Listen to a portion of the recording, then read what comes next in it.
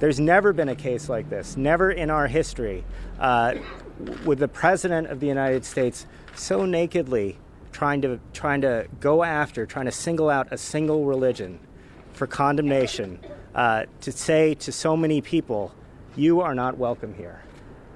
And our hope is that the courts will continue to stand up to that unconstitutional attempt by the president to exclude people on the basis of their religion from our country. You seem to really stick on the point that the president does have the Constitution. There's no question that the president has authority. He has vast authority, but the president also doesn't get a blank check to violate the Constitution. That's what the Supreme Court has said in so many words in other cases. And so the question here is whether just because he mentions national security,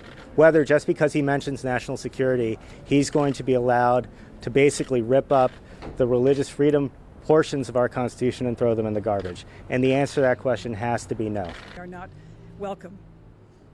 And thirdly, I would say, we have people whose lives are on the line. There's a plaintiff in this case, Jane Doe number 2, trying to bring in her sister, who is literally every day in a life or death situation. The president cannot use religion as a proxy for discriminatory policies against immigrants. He cannot enact xenophobic and anti-immigrant actions every time he can't get the health care bill he wants through the legislature. And he cannot cite national security as a justification for something that is basically just the embodiment of a promise he made throughout his campaign and into his presidency to ban an entire religion from coming to the United States. This order, the first executive order, was signed on International Holocaust Remembrance Day. We take that personally. We are an organization that for 135 years has been resettling refugees, reuniting people with people with loved ones, reuniting families, bringing people to safety in this country. And we see no reason why that should stop today. There's no place in this country for discrimination based on religion.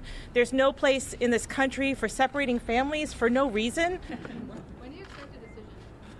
As the nation's largest American civil rights organizations, we will not stand by idly as this president implements bans targeting individuals of Arab descent and individuals that follow the religion of Islam. This is a Muslim ban, regardless of how the government wants to spin this in the courtroom.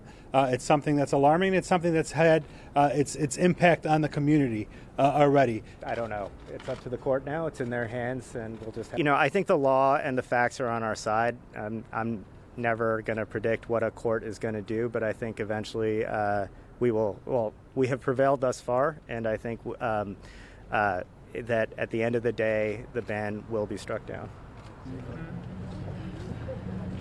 Go ahead. These guys.